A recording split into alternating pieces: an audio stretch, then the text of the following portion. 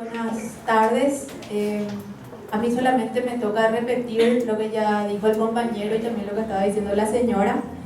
En esta oportunidad solamente vamos a desarrollar dos impuestos que se encuentran dentro de la ley 6380 y yo particularmente voy a desarrollar con ustedes lo que es el IDU. Nada más para hacer un recuento de lo que fue la vigencia de nuestra ley 125/91, vemos aquí que después de 28 años esto va a cambiar radicalmente, que si bien durante todo este tiempo, desde el año 1991 y la vigencia de esta ley 125, fueron modificándose algunas cosas, ajustándose otras, introduciéndose algunas, y vemos que con la 125 se implementa el sistema tributario y se incorpora el IVA, el IRASI y el IMAGRO. En el 2004 vemos la implementación o la vigencia de la ley 2421, en donde se reduce la tasa del IRASI y se establece el IRPC, además de establecerse un impuesto a la propiedad.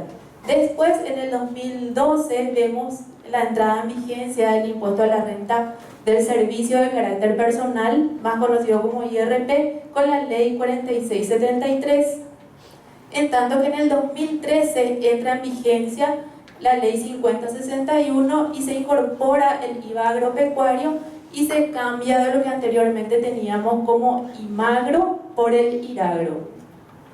En el 2014, a través de un decreto, se aplica la tasa general del IVA en el sector financiero, que anteriormente había una tasa del 5% y del 10%, a partir del 2014 eso se unifica a la tasa del 10%.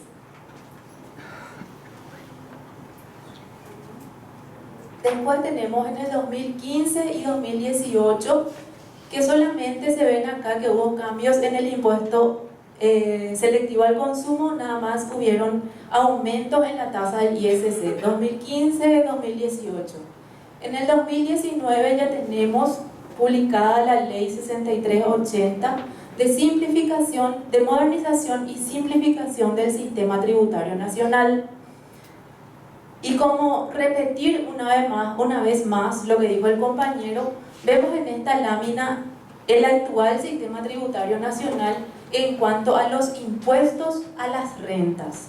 Vemos aquí los 4 impuestos a las rentas vigentes a hoy.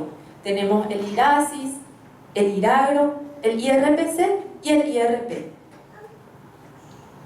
Vamos a ver aquí que estos 3 primeros, IRASIS, IRAGRO y IRPC, se van a convertir en lo que se va a conocer como el IRE o impuesto a la renta empresarial, que a su vez va a tener su manera de liquidación, como dijo el compañero, van a tener 3 regímenes, este IRE o impuesto a la renta empresarial: régimen general, simple y el re simple, como estuvo explicando. También tenemos el IRP, que de nombre no cambia y tiene una variante en lo que fue el IRP anterior y el IRP actual. Por llamarlo de alguna manera le pusimos acá un tiquecito que dice nuevo.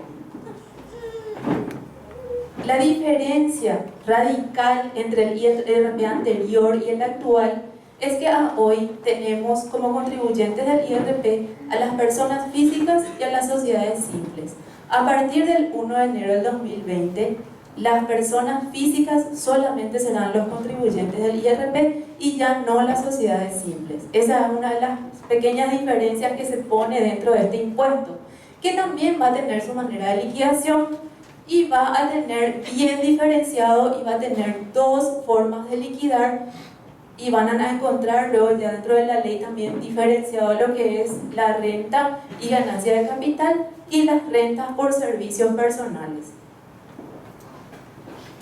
Y vemos acá el IDU, nada más para explicar que este impuesto, si bien tiene un nombre nuevo, no es un impuesto nuevo. Siempre estuvo dentro de la ley desde el año 1992 con la ley 125.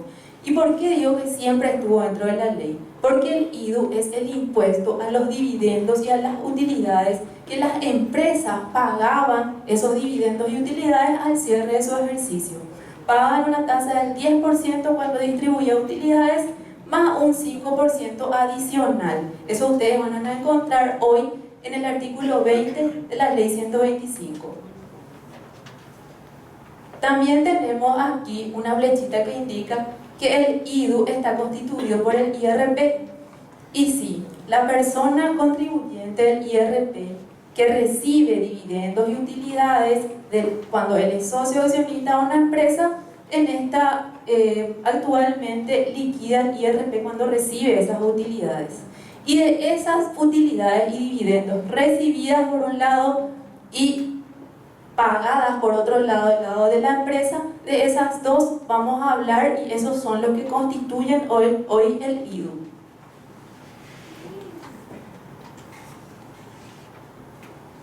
Para ubicarlo al IDU dentro de la ley tenemos esta lámina.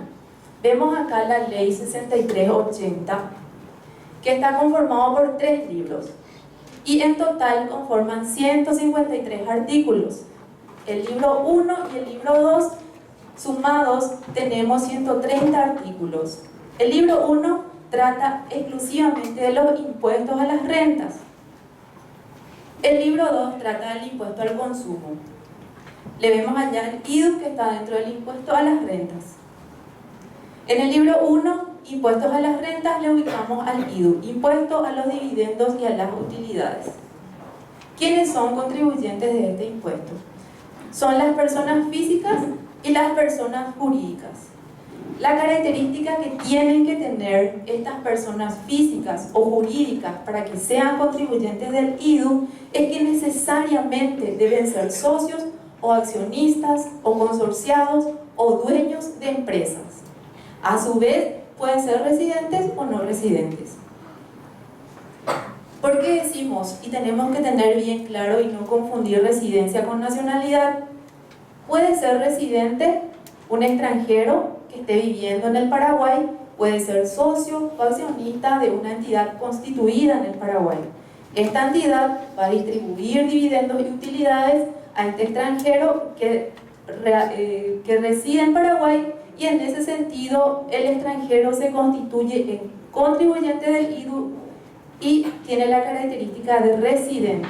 Lo mismo pasa si yo, paraguaya, vivo en el extranjero, soy socio o accionista de una empresa constituida en Paraguay. Al cierre del ejercicio, esa empresa me distribuye utilidades, me remesa esas utilidades al país en donde yo estoy viviendo. Yo soy contribuyente del IDU y tengo el carácter de no residente.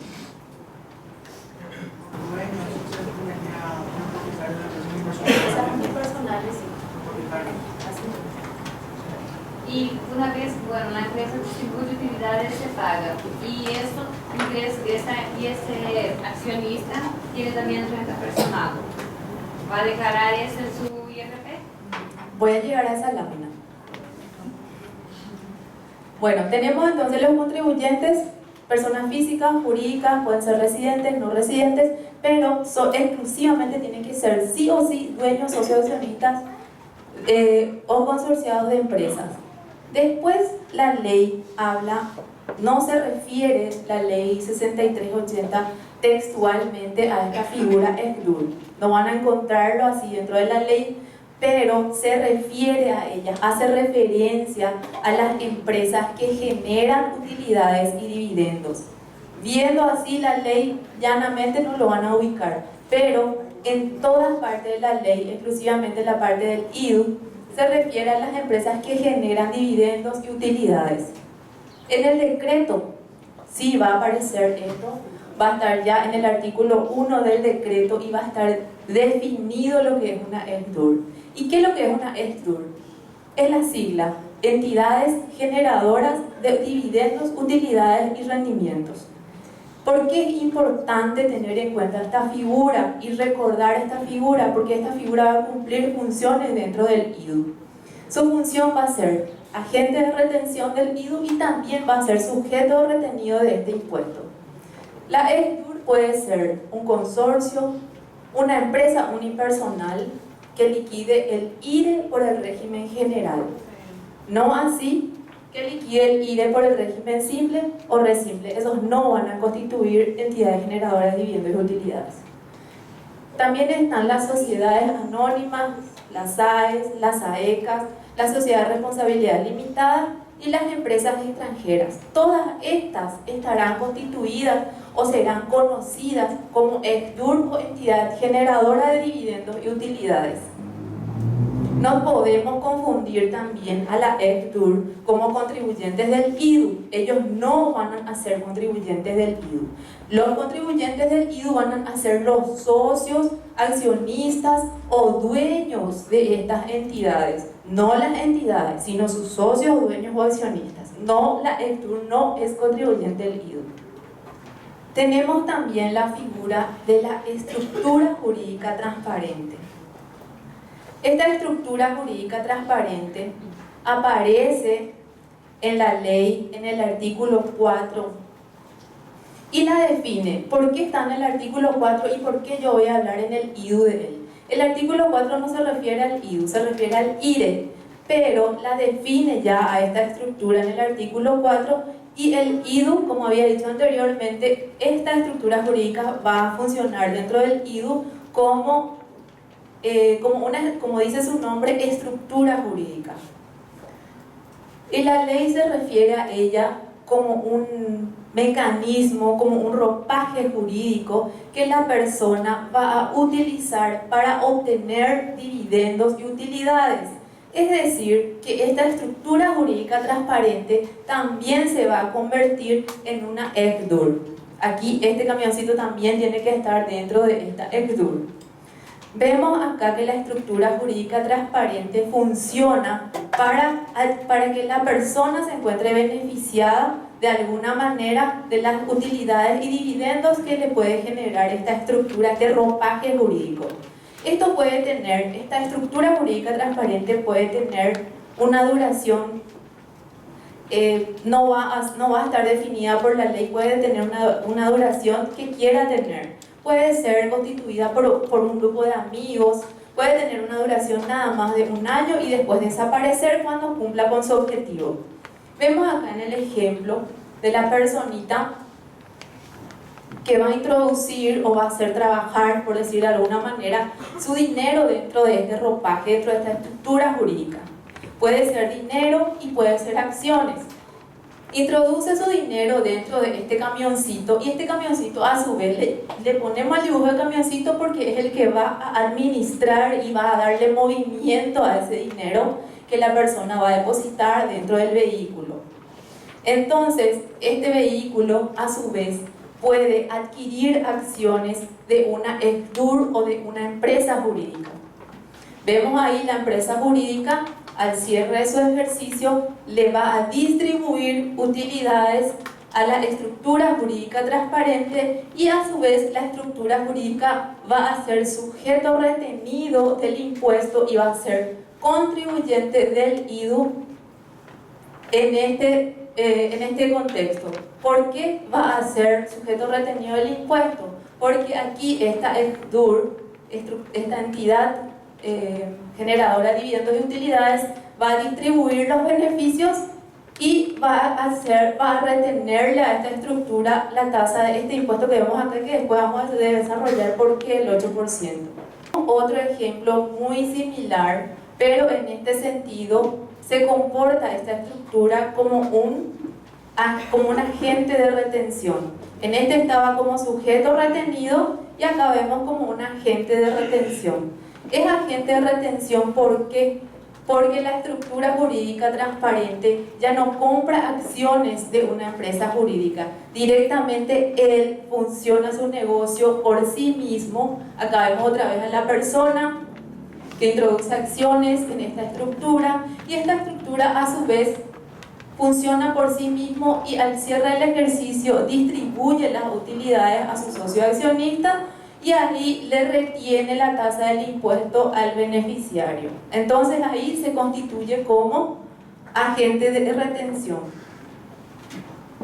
Como les había dicho anteriormente, la tasa de este impuesto va a ser del 8 o del 15% dependiendo del carácter del socio o accionista beneficiado por este impuesto, beneficiado por las distribuciones.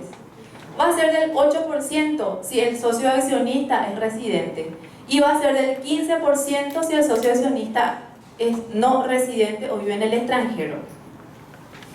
Y acá, como estaba diciendo la señora, acá nace la figura del IDU y tenemos acá el dibujo de la tortita. ¿Por qué dibujamos la tortita aquí? Porque el IDU nace al momento de la distribución de los dividendos y las utilidades.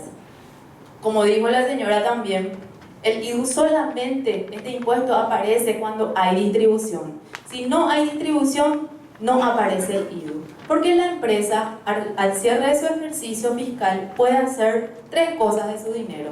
Puede distribuir, puede capitalizar o sencillamente no hacer nada de su dinero. Si distribuye, aparece el IDU. Si no distribuye y decide capitalizar, no paga ni un impuesto, no pasa absolutamente nada, pero tiene que formalizar la decisión que se tomó en esa asamblea de capitalizar. La SED le va a dar un plazo de formalizar la decisión de capitalizar. Si capitaliza, si formaliza, no paga ni un impuesto. Ahora bien, si dice en la asamblea yo voy a capitalizar estas utilidades, pero finalmente nunca capitalizó, llega el plazo al cierre del ejercicio, no capitalizó, entonces la SED va a tomar y va a presumir que hubo una distribución. Y ahí va a tener que pagar el impuesto que le corresponda. Si decide no hacer nada con su dinero, ahí va a aparecer el IRE. Siempre estuvo dentro de la ley pagando el IRASIS. Si decide no hacer nada, va a aparecer y va a tener que pagar el IRE, pero eso vamos a tener que desarrollar en la siguiente oportunidad. En esta lámina solamente está diseñado para ver el beneficio y el comportamiento en cuanto a la aplicación de estas dos, del IDU dentro de la ley 125 y la ley 6380 y cómo funciona el beneficio y cuál va a ser el beneficio y el resultado de la aplicación de esta ley. Vemos en primer lugar, como habíamos dicho en principio, que las utilidades y los dividendos estaban dentro del IRASIS. Vemos aquí a la persona jurídica que paga el IRASIS al distribuir sus utilidades a una tasa del 10%. Además de eso, hay una tasa adicional del 5% que pagan estas empresas al distribuir sus utilidades en concepto de IRASIS. Además de ello, cuando la persona jurídica entrega esas utilidades a sus socios o accionistas, este socio accionista debe pagar el IRP a la tasa del 10%. Y la carga total que soportan tanto la persona física como la persona jurídica, la carga total del impuesto, era del 18,8%. En cambio, vemos en la ley 6380 que desaparece la figura del IRP. Acá ya no hay IRP. El que era contribuyente del IRP se convierte en contribuyente del IDU a una tasa inferior. La persona jurídica que distribuía dividendos y utilidades solamente va a pagar el 10% al momento de la distribución en concepto de IRE. Desaparece también el 5% adicional. La carga total del impuesto después, en el 2020, va a ser solamente del 17,2%. Vemos acá la diferencia con la aplicación de esta ley actual y la aplicación de la ley 6380. ¿Cómo se va a comportar? Disculpen, estaba tapando la imagen. ¿Cómo se va a comportar en la distribución de utilidades dentro de estas, el paralelo entre la ley 125 y la 6380? Esto en el caso de que sean residentes. Pasa lo mismo cuando es no residente. La única diferencia que vamos a ver acá es en cuanto al porcentaje de la distribución cuando se trate de un no residente. Aquí teníamos 8%, acá tenemos el 15% y acá el contribuyente del IRP residente 10%. Acá, como vemos, también desaparece la figura del IRP. Y la carga total del impuesto que soporta tanto la persona jurídica como la persona física, la carga tiene una diferencia también. Anteriormente se soportaba el 27,3% y hoy se soportaría, o a partir del 2020 van a soportar solamente el 23,5%. Vemos también acá que el IDU genera créditos. ¿Cómo se comporta el crédito y cómo genera créditos este IDU? Dijimos en principio que el IDU podía tener como socios o accionistas a personas físicas como a personas jurídicas. Si tiene como socio o accionista a una persona física, no hay ningún crédito, no se genera crédito ahí. Le distribuyen las utilidades a las personas físicas. Este a su vez ya no es contribuyente del IRP, va a ser contribuyente del IDU. Esta persona jurídica le va a aplicar la retención a su socio o accionista y ahí ya cumple con el fisco. El crédito se produce cuando esta persona jurídica a su vez tiene como socio o accionista a otra persona jurídica. No le hace la distribución como en el caso de la persona física. ¿Por qué no le hace la distribución? Porque le va a generar un crédito que va a liquidar al momento de que esta persona jurídica tenga que distribuir utilidades y dividendos a sus socios o accionistas que sean personas físicas. En ninguno de los casos estas personas físicas ya no serán contribuyentes del IRP. Van a ser contribuyentes del IDU a la tasa del 8% y ahí terminan sus obligaciones con el fisco. Este es otro de los beneficios que presenta el IDU. Esto es en relación a las empresas agroexportadoras. ¿Cómo se va a comportar este beneficio para las empresas agroexportadoras? Si una empresa agroexportadora le demuestra a la SED que tuvo una inversión en el Paraguay por más de 5 millones de dólares, la SED le va a hacer un descuento en cuanto a sus tasas. Teníamos que las tasas normales de este impuesto eran del 8 y del 15%. Si esta agroexportadora le demuestra a la SED que invirtió en el Paraguay más de 5 millones de dólares, le va a hacer un descuento del 20% sobre sus tasas, quedando que teniendo que pagar el 6,4% cuando es residente y el 12% cuando es no residente.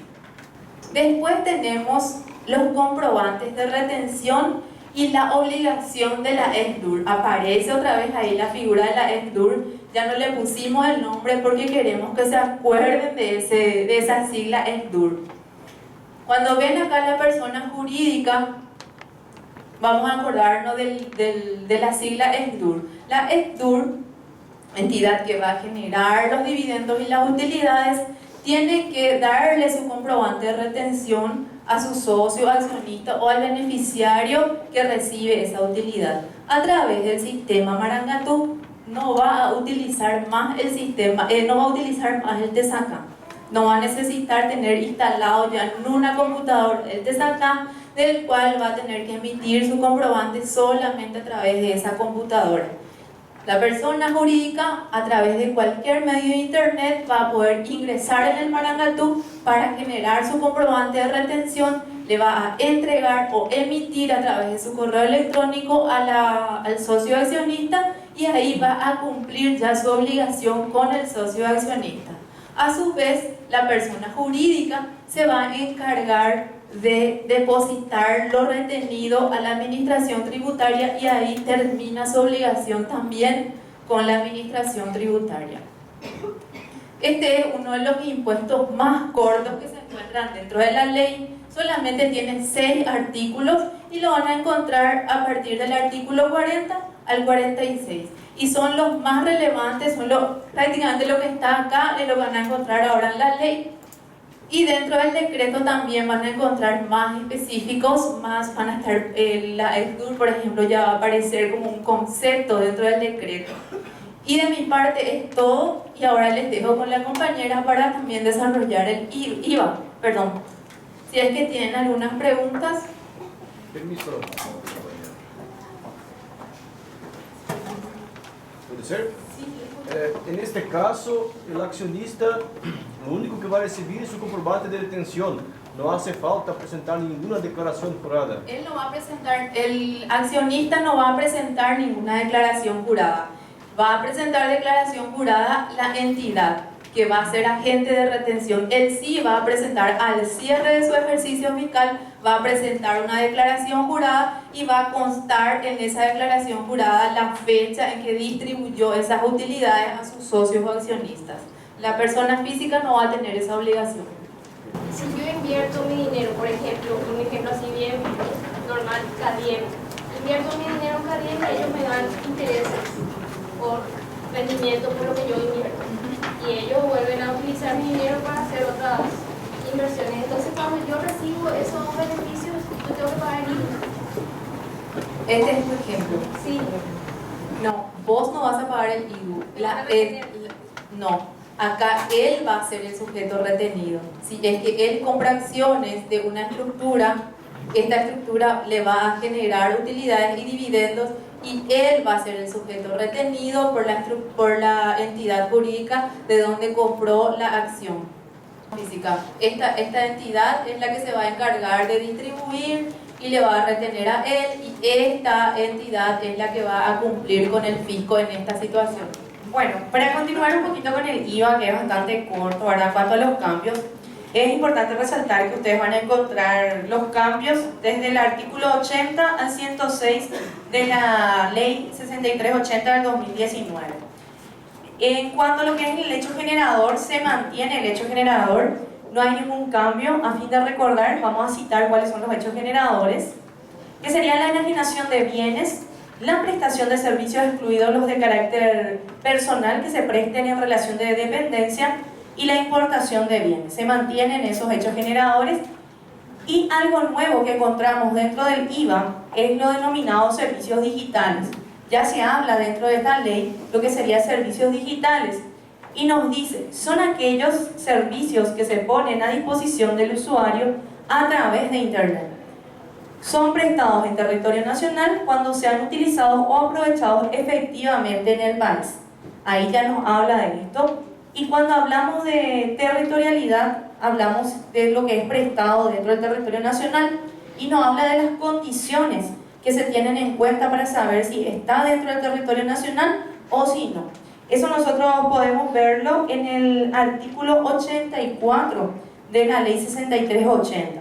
Nos dice de la siguiente manera: se entenderá que el servicio digital es utilizado o aprovechado efectivamente en el país cuando se encuentre localizado en el Paraguay cualquiera de las siguientes: la dirección IP del dispositivo utilizado por el cliente o código país de la tarjeta SIM, la dirección de facturación del cliente, la cuenta bancaria utilizada para la remisión del pago, la dirección de facturación del cliente de la que disponga el banco, la entidad financiera emisora de la tarjeta de crédito o de débito con que se realiza el pago. Entonces es importante leer ese artículo 84 y ver estas condiciones. También cuando hablamos de quienes van a ser contribuyentes, se mantienen los contribuyentes que tenemos vigentes y se agrega uno nuevo. ¿Cuál es el nuevo aquí? Lo que es importadores casuales, contribuyentes del INR, impuesto a los no residentes. Eso es lo nuevo en cuanto a lo que sería el contribuyente. Está en el artículo 82 de la ley 6380. Se mantiene lo que son personas físicas, entes autárquicos, sociedades comerciales, empresas unipersonales, cooperativas y entidades de asistencia. Se mantiene todo eso. En cuanto a lo que es la tasa, que es algo muy importante, la tasa del alquiler es donde empieza el cambio. Ahí es donde encontramos algo nuevo. Hoy cuando hablamos de alquiler hay una sola tasa. Con la ley 6380, a partir del 1 de enero del 2020, el alquiler tiene dos tasas, dependiendo del caso. Si es un alquiler para la vivienda, única y exclusivamente para la vivienda, la tasa va a ser del 5%. Si es un alquiler para la parte comercial, la tasa va a ser del 10%. ¿Qué pasa si en este salón la mitad es mi vivienda y la otra mitad es el lugar donde presto mi servicio personal, ¿verdad? Entonces, la reglamentación dice que voy a pagar la tasa del 10. ¿Por qué? Porque para que sea tasa del 5, este salón tiene que ser única y exclusivamente para mi vivienda. Entonces también es importante resaltar ese principal cambio que se tiene, ¿verdad? En cuanto a lo que sería la tasa del 5% de productos agropecuarios, farmacéuticos y de canasta familiar, eso se mantiene, no se toca. Y también lo que sería la tasa del 10% para los otros productos. Eso es importante resaltar. La liquidación va a ser similar a la actual, IVA débito menos IVA crédito se mantiene. Hoy en día, con el decreto 1030 del año 2013, en el artículo 19 nos dice que si yo, persona física que presta servicios personales, adquiero un vehículo, puedo considerar IVA créditos hasta 100 millones de guaraníes cada 5 años. Dice. Con la ley 6380 me establece que puedo considerar IVA crédito hasta el 30% de la adquisición de autovehículos. Ya no me pone un plazo en el tiempo, en los años, ¿verdad? Yo puedo adquirir 2 autos en este año, pero voy a considerar IVA crédito el 30% de cada uno, de cada compra, ¿verdad? Entonces eso también es algo nuevo que aparece con la ley 6380 en cuanto al IVA. También hablamos de que se exonera el IVA a transporte público de pasajeros. Más allá de que el pasaje disminuya o no, está dentro de nuestra propia ley que se va a exonerar el IVA. Otro punto importante es la devolución del IVA a productos agrícolas. Hoy en día la administración tributaria está devolviendo mucho más de lo que está recaudando. Entonces, mediante el trabajo en conjunto con la Comisión Técnica Tributaria, en la cual estuvieron trabajando sectores públicos y privados, se llegó a esta conclusión de lo que es la devolución a productos agrícolas, y eso ustedes lo van a poder ver en el artículo 101, ¿verdad? Donde nos habla de eso. Ya no se va a devolver por la materia prima, se va a devolver nada más por aquello que tenga relación con la producción, ¿verdad? Mano de obra, insecticidas y demás. Entonces, esos son los puntos más resaltantes y más importantes en cuanto al impuesto al valor agregado. Bueno, desde la Administración Tributaria, desde Asunción, muchísimas gracias por asistir, por estar aguantando, ¿verdad?, un poco el calor y por todas las consultas que tienen, ¿verdad? Si es que tienen alguna otra consulta, duda o sugerencia, estamos a las órdenes.